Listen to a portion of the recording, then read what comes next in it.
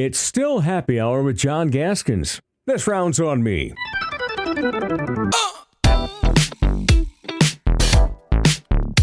About 365 days to the day that we last chatted with Ed Whiting about his Jefferson softball team here on Happy Hour. We did catch you with your son Eddie, who's off to Michigan State to play some football, and we'll get caught up on him as well. Sure.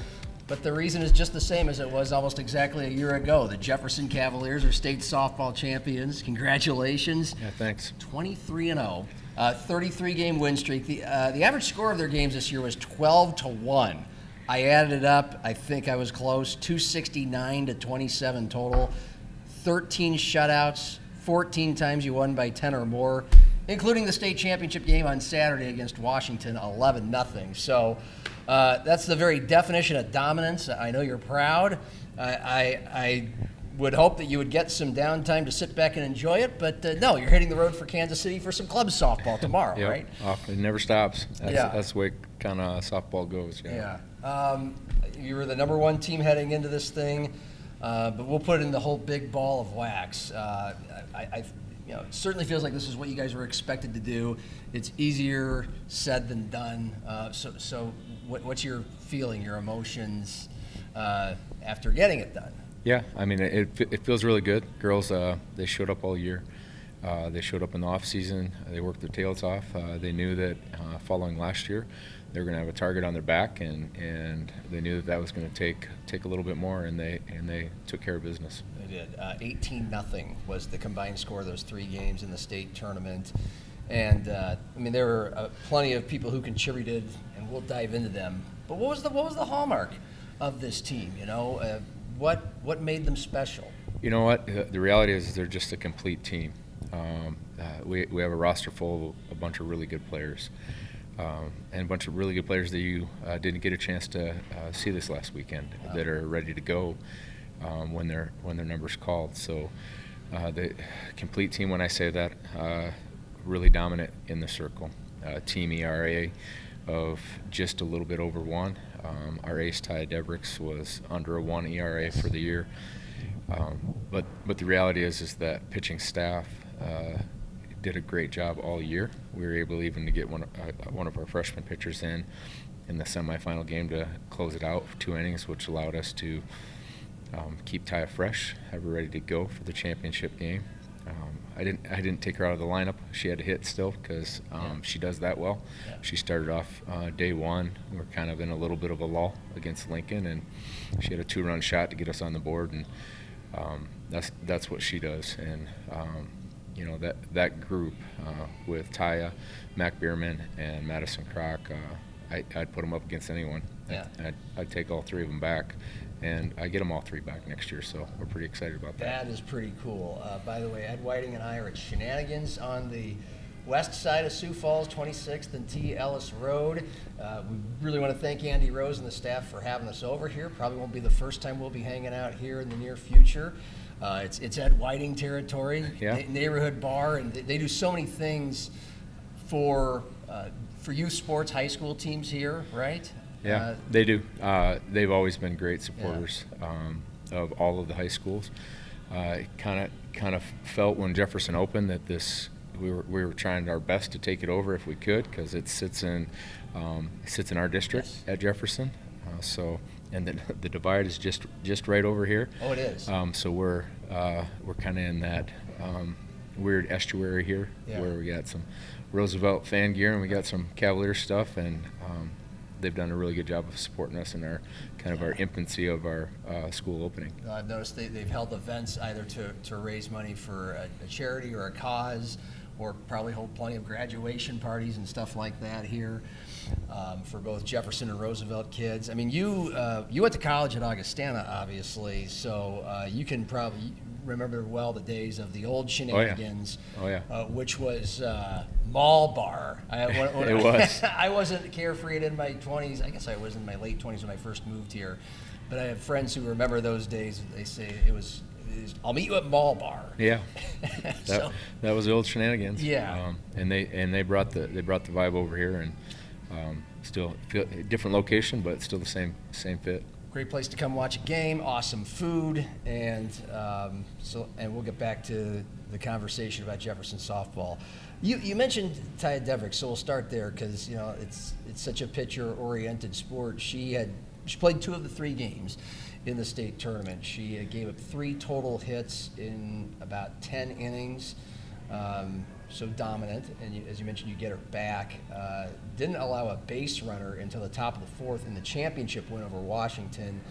And you were in a similar predicament in the state championship game last year when you were trying to decide on to keep in Whitney Porter or to put in a reliever to close things out. And this time, it correct me if I'm wrong, it kind of seems like you're in a similar predicament. She's pitching really well. And you went out into the circle to maybe examine what her state was. Sure, and we have a staff, so that's a benefit at Jefferson. And the game plan going into last year was we're going to give Whitney the start, but we just knew that Washington, their hitters are just so good. And once you start coming back through the lineup a 3rd time, you just know that maybe gives them a shot to get on something, learning from their previous at-bats. And it worked out really well that we had Taya sitting ready to go, chomping at the bit last year. And that was the plan going in. And Coach Hockery actually convinced me to stick with the plan. And we ended up hitting a pivot this year. We went a little bit different. You didn't get to see it because our bats exploded to finish the game. Yeah. But the plan was to do the same thing, and they were at that point, and I went to Taya this year and said, looking at staying with the plan and bringing Mac in, and she gave me a look like she was on board with it, but the look said, "Don't take the ball out of my hand." So I went back to Coach Hockery and I said, "We're gonna stick with her," knowing that if things didn't go well, we still had plenty of help to bring in. So she was going to get the circle in the next half inning had we gotten there, give her a chance to close it out because she had been pretty dominant, and you could just see it right in the first inning. Even in her warm-up pitches, she just had a little more bounce, and she just dialed in, absolutely locked in on how she was going to attack all of the batters. Our catchers call the game according to the plan that they have with Coach Hockery, and they had a really nice plan together, and obviously it worked out. Yeah, but it goes back to a look in her eyes. Like you'd either were you leaning on changing pitchers? Initially, that was the plan. We were heading that direction. Coach Hockery and I had a conversation, and then I went and talked to Taya and let her know that's what we're gonna probably do. Yeah. And then after I saw the look in her eye, and and she's an absolute team player. Had we made the change, she would have been the most supportive person of Mac had she went in.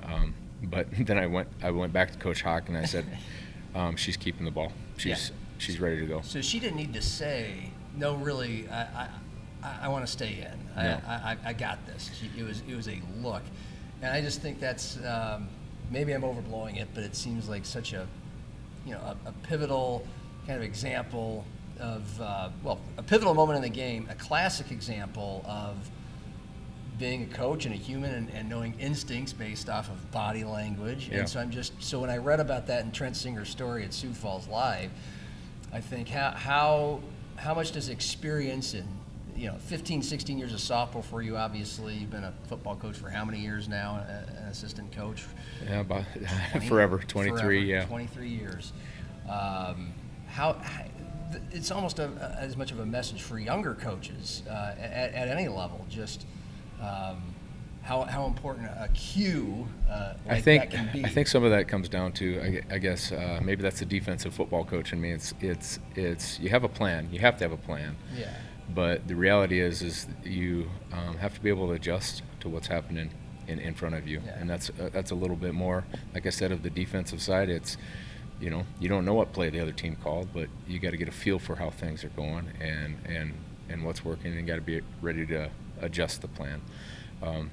And the decisions aren't as monumental when you know that if you adjust your plan and it doesn't go well, that you have really good players that can be a part of the next layer of the plan, and they're ready to go. Yeah. And so, in most cases, if a kid gives you just a look in the eye like that, are you going to trust it? It's a part of that, and it's also just seeing how locked in she was from the word go. I mean, that started, the morning of girls got together and we went up to Jefferson and we did some hitting in the machine, and she never takes one round, she takes two, and if she didn't like two, she's gonna come back for a third, and then when she was done hitting, our athletic trainer Eric Page had her dialed in, had some leg recovery devices on her, and just had a really good cage session, and we get back to warm-ups and she's just dialed in. And like I said, if you can go back and watch the feed, like she just had a different bounce in her step, and she's always ready to go, but like there was just something different because it was a game that mattered. It was the last time we didn't have another game on the schedule. It was the last one and the only one, and she was locked in and ready to go. A year ago when we were talking about last year's state championship team at Jefferson, you were mentioning how they just turned it up a notch late in the season. They won their last 10 games, partly because they were the type that they wanted to, in the state tournament, get up and get out to the field early to take batting practice. And I don't know if that's unusual or not, but it sounds like this team was the same way. Just extremely self-motivated. Same way. I mean, and it happened all throughout the year. We're trying to make adjustments from year to year, and we get some feedback at the end of every year. And one of the takeaways we had as a coaching staff last year was that the season's long. The club season is like fast and furious. Girls are playing anywhere from 5 to 8 games a weekend, sometimes more. But that also, because of all the travel and things of that nature, it limits how much actual practice you can do. Well, the high school season is different. We're practicing every day or playing 5 days a week and sometimes 6. So it kind of drags on. So we had a plan going into the year that, when we could fit it in and take some time off, we were gonna take a Friday off and let them relax, or maybe take a day off from practice and go watch an opponent together. And we did that a couple times. We had an opportunity to shut down a couple days and just have a study table, because it gets a little wearing on them academically. So we brought them into the classroom, and we got a couple science teachers, a social studies teacher, a math teacher on staff. So I'd say lock them in the room, but we didn't really have to, because they're super driven academically. We're talking about a team that has a combined 3.8 GPA. Wow. If you look at I got this from our superintendent at our welcome home. Dr. Noel said that of our kind of like starting 10, over 3.9 GPA. So they're just dialed in everything they do. But the reality is also, we were going to hit them with a day off early in the year, and they said no, we want to practice. And in fact, before our first game, they were in at 6 a.m. in the morning hitting on the machine because they requested it. And as a coach, when they're hungry, you feed them. So they said, can we come hit? And I said, yeah, let's do it. And they all showed up. 6 a.m. for high school kids. Yeah, on a game day. They just like, we want to, they knew the target was there, and they just wanted to do their part to, I guess, kind of make that target a little smaller and harder to hit. Well, everything you just said is certainly embodied by your best hitter, Macy Bryant, off to South Dakota State. She only batted .830 or so this year. I don't know what she was for the state tournament, but South Dakota Gatorade Player of the Year. How many home runs did she end up with? 10, 11? I think she ended up. She was maybe just short of 10. Okay. I think she had seven going into the state tournament, and then she hit another one during the tournament. Hit a 2-run homer in the championship game, part of an explosion there. What, fourth or fifth inning? Well, fifth inning really kind of pushed you guys over the top, and it ended up being a run rule win over Washington. But Macy Bryant, what goes into all these stats? And by the way, 3.93 grade point average to fall right in line with the rest of the team. It really comes down to her work ethic. She's a stud, and just works her tail off. And you see her busting her tail on the basketball court in the winter, and she's been that kid who's been just a little bit different than everyone else since she was 10, and playing on the boys little league 10U and 12U team, and sitting a bunch of them down when she's pitching, and just rakes at the plate, swings the bat hard. Sometimes we were working on her pitch selection because she's a kid that can hit anything hard to the point where the infield will play a little bit deeper, so contributes to being able to bat over 800 is some of those were hitting infield, but she's able to beat it out because she's fast. Okay. And they're giving a little bit of room because they're expecting the ball to be coming pretty hard. So we'll take her back, but I don't know if the NCAA will let us have her back. The Jackrabbits are thrilled to have her. I mean, how uncommon is a batting average that astronomical at 830 in high school softball? You don't see it because we see some really good pitching, but she typically just steps up. And like I said, she's one of those kids where if you put it near the plate, she's going to hit it hard, and it doesn't really matter where. She surprisingly doesn't love the ball inside, but when she pulls the trigger and the ball's inside, it hits a retaining wall across the street from Augie in right field. So, she's just one of those kids where you might just be better to put her on, but not a lot of teams did that. Partially why we batted her in the one hole. If you're going to walk her, you're going to have to do it intentionally. You're going to have to do it later in the game, but teams chose to attack her, and that worked out for us. Did that lead runner on time after time after time. Yeah, that'll get you out in the head and winning a bunch of games. What since you can't be here to speak for herself, what made her decide to go to South Dakota State? Who else was recruiting her? She had a couple of P4 schools looking at her. I think Minnesota was in the conversation. Okay. Believe it or not, Coach Melstead at Augie was in the conversation. They really liked her a lot. I think in the end, South Dakota State just felt like the right fit for her, close to home and her family.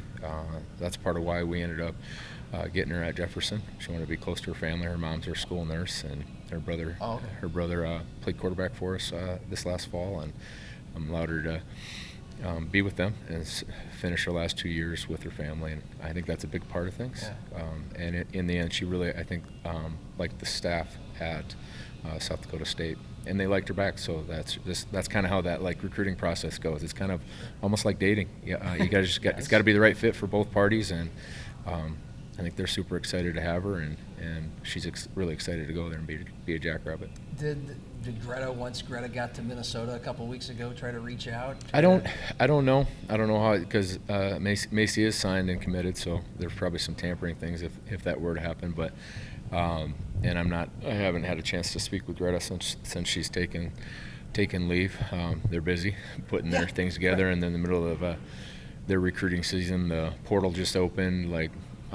They got their hands full because it's all new, and they'll do a great job there, that staff. But she strike you as someone, you're biased, but that would be a Big Ten level softball player if she wanted? Yeah, I think so. I mean, I was fortunate enough coaching club ball to coach a kid that was recruited in the Big Ten, recruited in Minnesota. Her name was Lexi Brady, and then when that Minnesota staff got the job down at Ole Miss, she decided to go with the staff, and she ended up balling out there.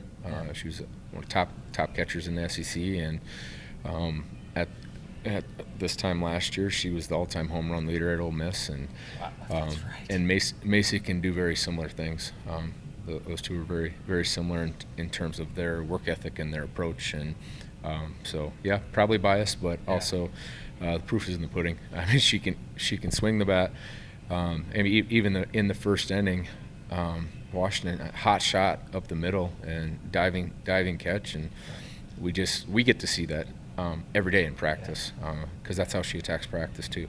She doesn't go home with clean jerseys, even from practice. Is 5'5" uncommonly short for a shortstop or in high school ball? You know what? In the end, it's her range. You know what I mean? So 5'5" probably plays more like 6'2", and I think that's probably average for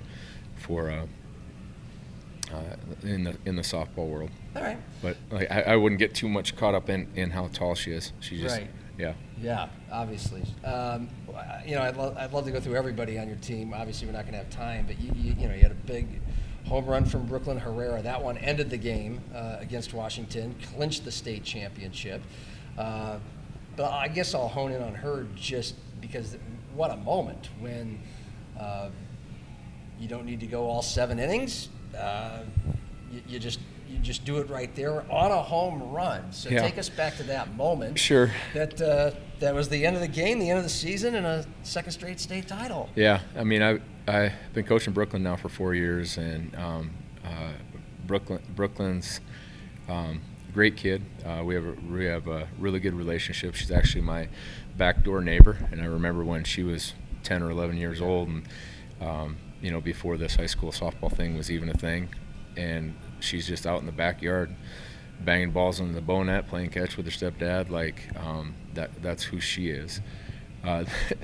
So we were right there, right? We had 9 runs on the board, and she's at the plate. We got a runner on, and sometimes we were talking about the look with Taya. I got a similar look from Brooklyn because the smart coach over on third was saying, you know what, I bet we can kind of maybe try to small ball and manufacture a run here. I just need this one run in and we're done. Yeah. And I'd kind of gave her a heads up in the sequence of signals that I gave that I was considering to have her bunt. And she's been working tirelessly on her bunting for a hit and finding a way to move runners and things of that nature. And the look that she gave me was, there is no chance my last at bat is going to be a bunt. And so essentially she shook it off and said, no, that's not how this is going to end. Yeah. And then she hit a no-doubter, just a nuke straight out, and love it.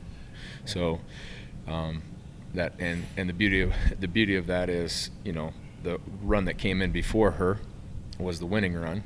That sealed the deal, but because it went over the fence, they both count. Okay, there you go. That's beautiful. How many of these girls? I mean, you're talking about backyard neighbor.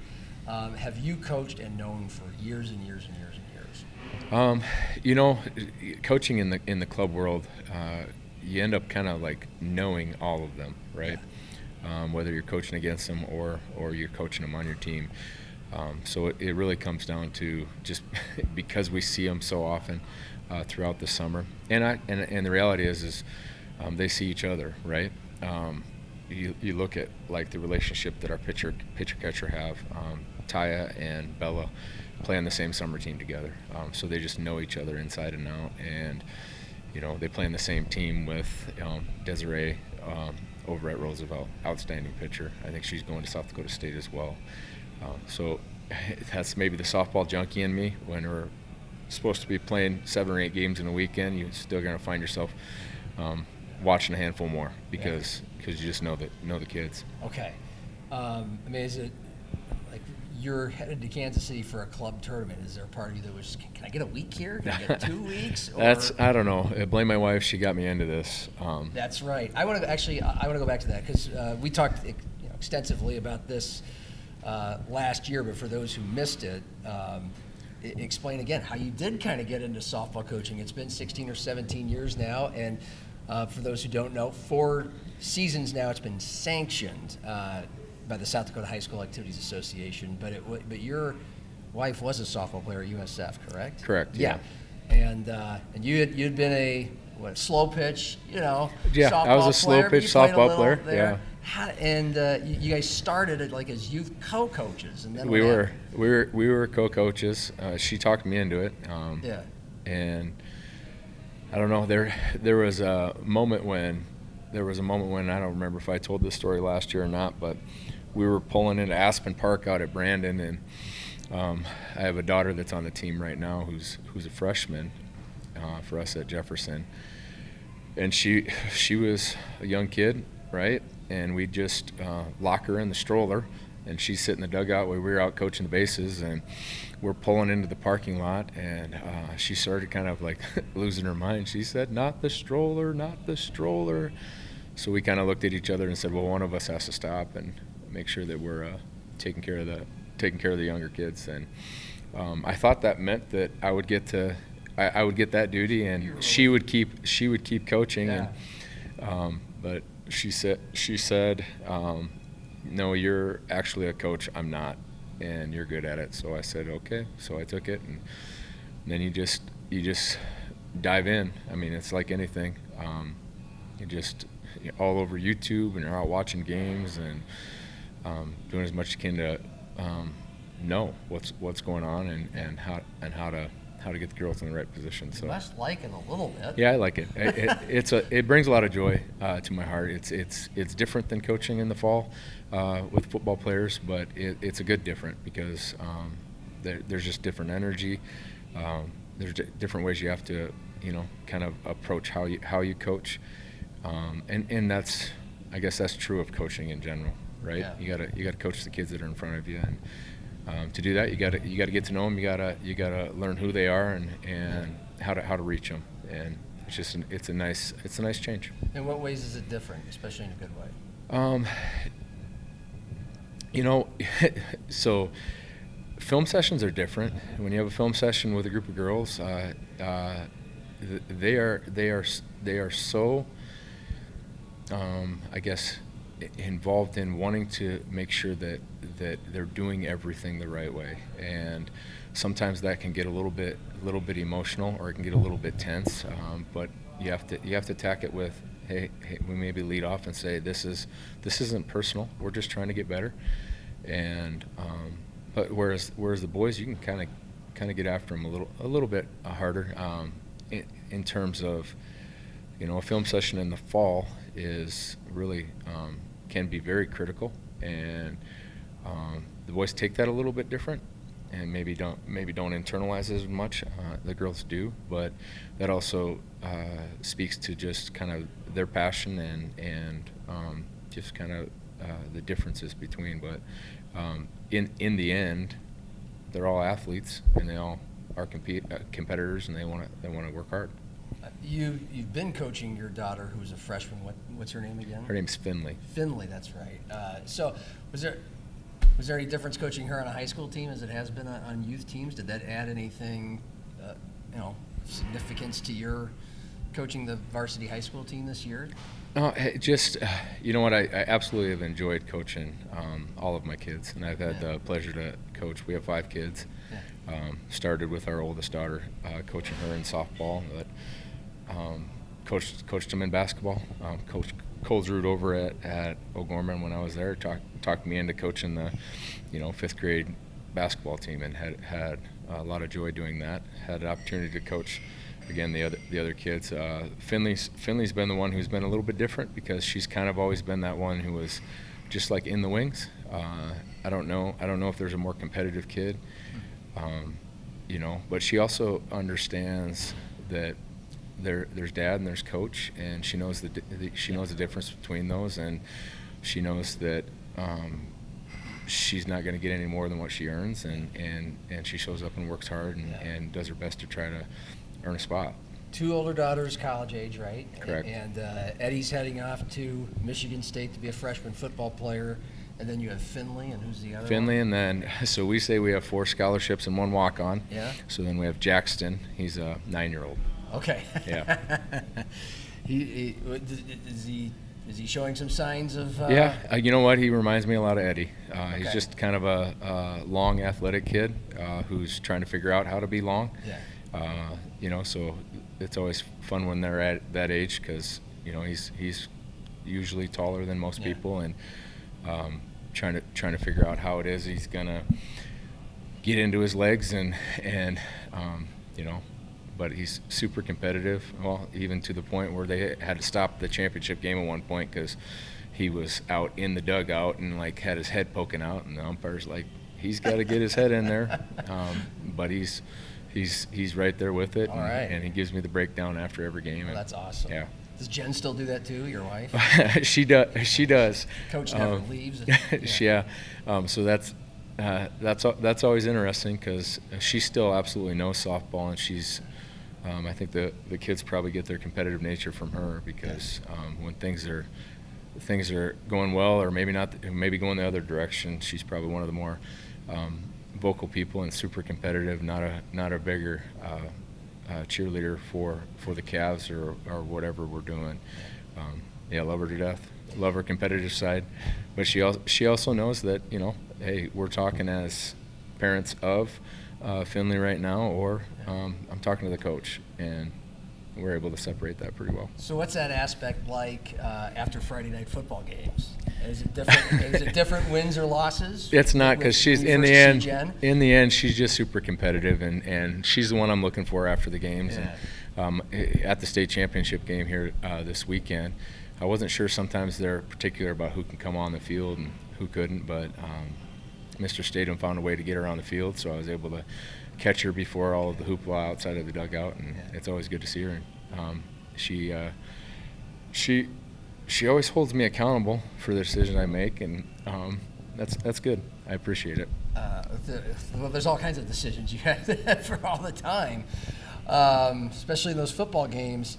Let's get an update on Eddie. Last time we were talking to you and talking to him, it was sometime in the winter when they had made a coaching change from Jonathan Smith to Pat Fitzgerald there at Michigan State. He decided to stay and still go to the Spartans. And so is he there already? Yeah, he's there. So he took his last semester final on January 9th, and then on January 12th he was taking his first college class on campus. So wow. We were able to get him there over the weekend. I got done with giving my last semester test, and we hit the road. Yeah. And we got him all checked in, and Coach Fitz has been great. Super passionate guy. Yes. Coaches him hard, loves him hard. He's what you want to be turning your kid over to. He does a great job. He's put together a really nice staff. He ended up retaining the tight end coach, Coach Wozniak, who my son has a great relationship with. Outstanding coach. We've had a chance to get there a few times and see him in action, to the point where we've become close with him and his family. And he has 5 boys. And his oldest is about the same age as my youngest, and they're gizmo buddies, so they talk to each other on their watches and wrestle around and do all the things whenever we're in town. We probably see Coach Waz's wife a little more than he does when we're in town, because he's on the full coaching mode and recruiting and all of that stuff. So it's good to chat with her, and that family's been really nice. How's the body developing and the tight end skills, and is he going to redshirt? Is he going to be in the mix? Yeah, I guess we'll have to see. We got to see what the NCAA is going to do, if they're going to do something different with the 5-and-5 and what that might change. Haven't really had those conversations yet, but it was nice. We were able to sneak out and watch 2 of the spring practices, and I guess it was reassuring to watch those practices and say he looks like he fits in. He looks like he's a Big Ten football player, but now you gotta compete at that level. So we'll see how it pans out. I thought he had a nice spring, but I think the early enrollment was a good fit for him, because it gave him just a head start on, I guess, learning the offense, but also everyone was learning the offense, because new offensive coordinator in with new coaching staff, and so hopefully that put him in a good position. He's able to stay fairly healthy. He did put some weight on right away when he got there, but he wasn't skinny when he left. He just kind of looks skinny still. So we're hoping that he continues to change that. He's in that 6'6", 6'7", 250 pounds. Probably stay about there, but just keep getting stronger. Good. And he's acclimated to college just fine. He likes it there. Seems like it's going well. He said college algebra was tough, but he got through it all, and he's doing well there. He was able to come back for 3 weeks or so in May. Once they got done, they did a good job helping to make sure that he could still finish where he was at while he was starting something new. So he got back for prom and was able to come back and walk for graduation, and so it was good to see him. But then we went up and watched our oldest daughter graduate from up in St. Paul with a poli-sci degree, and he jumped on the plane from Minneapolis and went right to East Lansing and back to workouts. How do you like East Lansing and being a Spartan fan? It's beautiful. It sounds like you go there a decent amount. We try to get there as much as possible, right? It is a 12-hour drive, and we had it set up. We were playing softball this year out at Sanford for a little spring jamboree. Had a chance to play a couple of teams out of the cities. I think Eden Prairie was down, and then we played St. Louis Park, and then we played a team out of Horace, North Dakota. And the goal was to try to get the last game over as fast as possible, and then I was going to jump on a plane and go to the spring showcase out in East Lansing. But as I'm getting into the car, I'm loading up my bag in the back, and I'm like, Jen, where's the luggage? And she's like, you didn't see your text messages? I'm like, well, no, I was coaching. And she said, well, there's weather in Chicago, and our flight got moved to tomorrow at 3, which didn't work because the events started at 11. So we kind of looked at each other and said, okay, let's do it. So we fueled up and drove 12 hours overnight. We slept for about 45 minutes or an hour in the Breslin outside the basketball facility, went in for breakfast, brunch with the other families, and yeah, got through the spring game. It was good. All right. Hey, I'm sure are they working out to some degree with the football team right now? Are they doing like workouts, training, practices? What can they do? Yeah, they're doing their summer routine. So he'll take 2 classes this summer. Yeah. That helps him to maybe not have to take as full of a load in the fall. He'll probably take his minimum 12 credits in the fall, but it lets him still stay on pace to graduate and all that. Yeah. So a lot of it really, they probably see their strength coach more than they see their actual coaches, because their coaches are out recruiting. It's kind of official visit season. Right. So they're out trying to find the next class. So, Ed Whiting. Next Eddie Whiting. Maybe. It's the strength coach is an talked about position on the team. It really is. They're like a head coach for some of those off-season months. As far as the high school team goes at Jefferson, like when do things ramp up? Are the players working out together? Can they throw the football around together? What's the timeline now as we're in a? So I guess by association rules, we can have 4 contacts with them. Okay. In terms of full padded camps or things of that nature. In the past, we've taken the squad to SDSU, but some things fell through up there, so it's not gonna work to get them overnight up there. So we're gonna host a camp this summer, bring in some other schools, and try to step up some competition there. But we're actually holding our a 3-day camp starting tomorrow, so the players will be out with all the coaches, and we'll just go for 2 hours a day for 3 days, just make sure we get kind of our initial install in and just kind of see where guys are at, and so we know where we need to get to. But that never ends either. Our strength coach, I think I said this at our welcome home banquet on Sunday. David Hopper is the best of the best.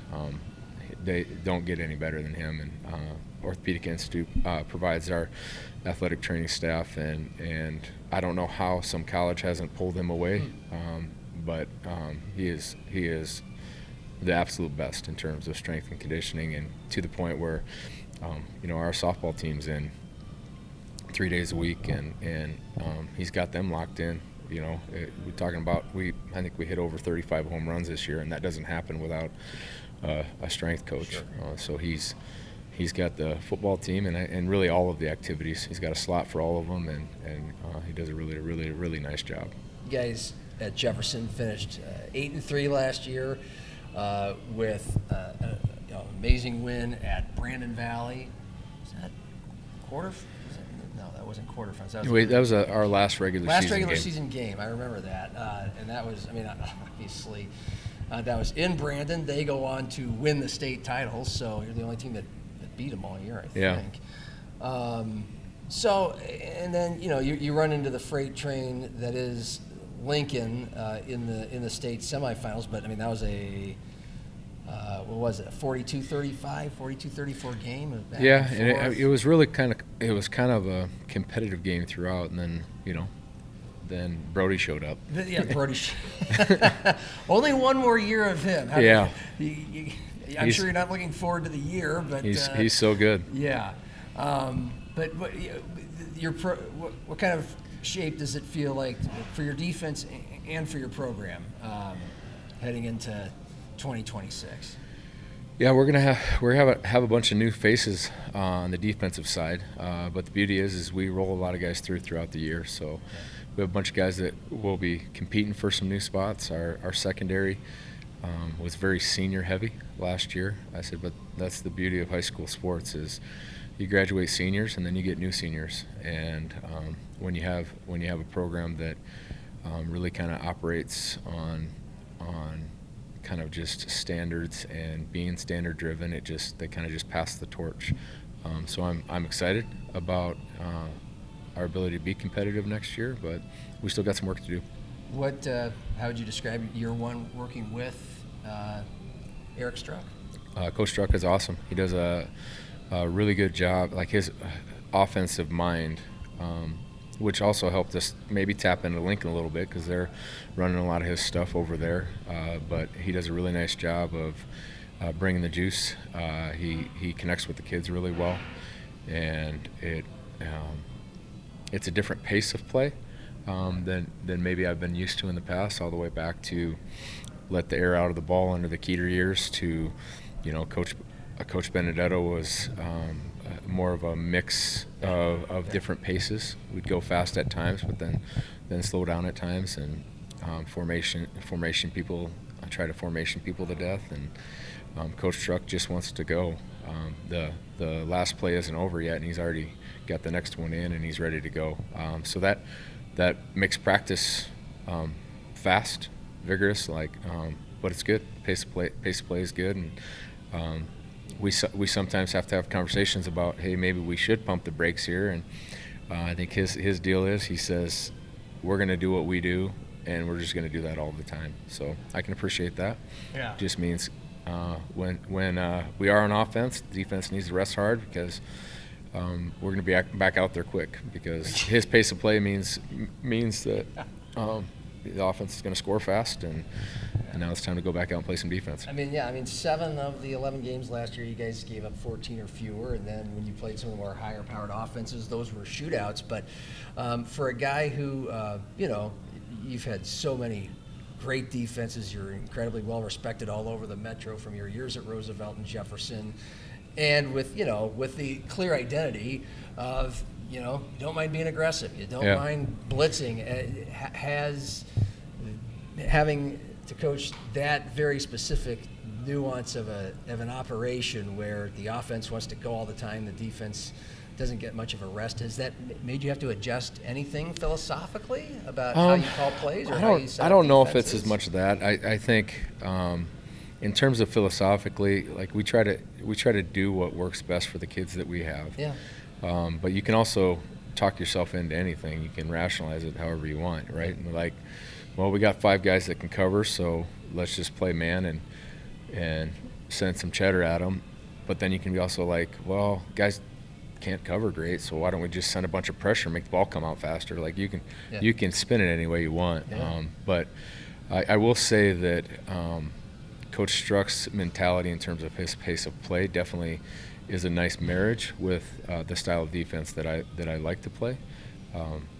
Because the reality is sometimes you're going to swing for the fences, and sometimes you miss, and that means maybe they score fast. But we have an offense that can return and score fast too. So it gives maybe a little bit of a sense of security knowing that they're going to be able to get something done. Yeah. Gives us a little bit of reassurance that maybe we can just play a little faster because our offense guys are back. Yeah. A couple more. How do kids respond to this kind of defense? Do they like it? Just the general go? That probably goes back to, when Coach Kim Nelson asked me to come over and call the defense at Roosevelt. So he probably gets a little bit of, quite a bit of the credit for what we do. His deal was, he said, I just want the ball back. I don't care how I get it back. I just want the ball back. He said he wanted as many possessions as possible. He said, and I can't stand, I think he said he couldn't stand an 11-13 play drive that ended in a touchdown. he said he would rather just give that touchdown up earlier and get him the ball back. And like, so he said, if the other team's getting first downs, can you just blitz more? And I said, say less. I can do that. Sure. So my defensive coaching staff does a nice job. Coach Eisenbright probably knows our defense the best, and he's drawing stuff up like you wouldn't believe. I don't know if you've heard the story, but during the COVID years, I was stuck at home with COVID and had him videoing practice, and I'm coaching from home and watching practice, and all of a sudden they're running something, and I'm like, that's nothing we've run before. I don't recognize that, and I liked it a lot. And so I'm in a little group chat with the defensive staff, and I'm like, so what's this call on clip 28? And they're like, we just put something in. And I said, I like it. We're running it. I need a name. So they named it after Coach Eisenbright to start, and then we ended up shifting the name to it, but it's a staple of something we do today. So I tell our defensive coaches, and I even tell our players, I said, you draw up a blitz, and you got all the gaps covered and all the receivers covered, and I'll run it. And if it hits, I'll run it again. So, but then you got to name it, and then because we need a single name so we can get it in fast and be ready for the next play. Did that, by the way, how long did you have to do that for, the COVID thing where you had to just stay home and I can't remember what it was. So I actually had COVID, so I had to be asymptomatic. Those years seem like yesterday, but also seem like forever ago. I know. Tell me at the same time. And we were talking about some of the things we had to do during COVID to avoid being close contacted, and how to put the seating chart together on the bus to make sure that if we do lose some kids for close contact, we didn't lose like the whole offensive line, or Right. I don't know. It was just it was a weird time. But for you, was that anytime a huge curveball comes like that, maybe you change your perspective on the way you do things or the way you approach the game, or was it just something you slogged through to get back to normal? So yeah, we just get through it and we adjust. And again, I think some of that's just what we do on defense is we see what happens and then we adjust from there. And the coaches I've had the pleasure of working with are just great to the point where if it's kind of the next man up mentality, and we know each other so well, and they just step up in someone's absence and just take care of business. I'll ask anybody I can who's coaching young people this. 23 years you've been at it. You would know better than most people because you work with young people day in, day out for so long. Have they, in what ways have they changed as a collective species, and in what ways have they differed? Are we headed in a good direction with, at least from the sample size you get over at Jefferson? Or I think our kids are great, but kids are kids, and they're always going to be kids, and there's always something that's going to get in the way. Not a huge fan of social media. But it is what it is, so it's about helping them manage that and put the reins on a little bit and making sure that it's not consuming their life. But the reality is that kids are kids, and they want to do the right thing, and they want to make good decisions, and you just got to help guide them in that direction. Okay, because you're coaching youth softball or club softball, high school football. What's some advice you would give to parents who have athletes who are really into it, might be pretty good, have stars in their eyes about college, and now there could be stars in eyes about NIL money, not just scholarships? You've seen it all as a parent, as a coach. Sure. What would be your main advice to them? I think when they're hungry, feed them. You know what I mean? Like if they got an itch to pick up a ball, then feed them. I think I heard this one time. There's no such thing as a lazy kid. They're just lazy parents. So as a parent, kids are resilient. Kids have energy, and if they got a hunger, feed the hunger. Take them out and play catch with them. Cost you some money. Sign them up for youth sports, and get them involved, because in the end, the impact that sports have in general on on kids is I don't know of another replacement for it. It teaches them how to work together and be a team. It teaches them just how to be connected and be a part of something like a family.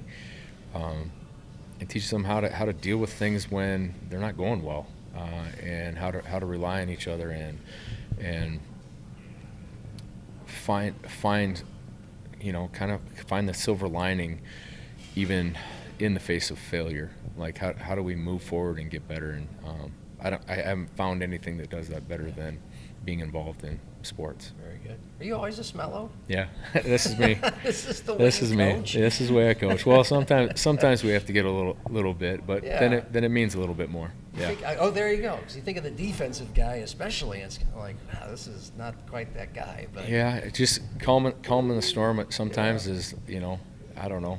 I try not to try to stay even keel. Let's just play hard, play fast, and then we'll sort it out from there. But also, if you're just screaming and yelling all the time, that becomes white noise, and yeah, then nobody's listening. there you go. But when you stay kind of even keel, then when you do have to level up a little bit, they're like, okay, this is serious. So yeah. Ed Whiting has some really good stories about playing for Steve Keeter at O'Gorman, Jim did. Heinitz at Augustana, coaching for Keeter and Kim Nelson and Vince Benedetto. We did all that about 365 days ago. You can Google it, Ed Whiting Happy Hour 2025, because there were some great stories there. Those kind of Kim Nelson stories never get old, though. Just Yeah, I love Kim to death. He's so different in such a refreshing, fun way. About And an all these absolute things. football junkie. Yeah. I mean, I he know. will absolutely be coaching until he's no longer Good with shake us. it. And, Yeah, what'd you think of that? Him coaching at Sioux Love Falls it. Christian. I love it. Yeah. Had a chance to go back and coach with Coach Smith, who was under That's him right. at one point. And the Kim Nelson coaching tree extends. It goes way out there. Coach Struck coached with him at Washington, and it goes all the way to the Minneapolis area with his time up there, and he just can't get enough. Yeah. I mean, if it involves football, he's in, and he's still got his handy dandy notebook. Looks a lot like that Yes. one, and Can't watch a football he's game got without- he's got his notebook, man. We give him some grief sometimes. Coach Klein from the Waterboy, he's got his notebook, but the stuff that's in there is good stuff. It's always bet. good stuff. Yeah, it should be in a museum someday. For sure. Hey, thank you. Appreciate it. Absolutely. Ed Whiting, Anytime. good luck in Kansas City. The beat goes on for Yeah. softball. Not bad for a guy whose wife just kind of said, here, you go coach the team. Here we go. Years ago, back-to-back state champions for the Jefferson Cavaliers. That's it for Happy Hour. Thanks to the folks at Shenanigans for having us. For video producer Cordell Wright, that's Whiting. He's Cordell Wright. Happy Hour, and cheers.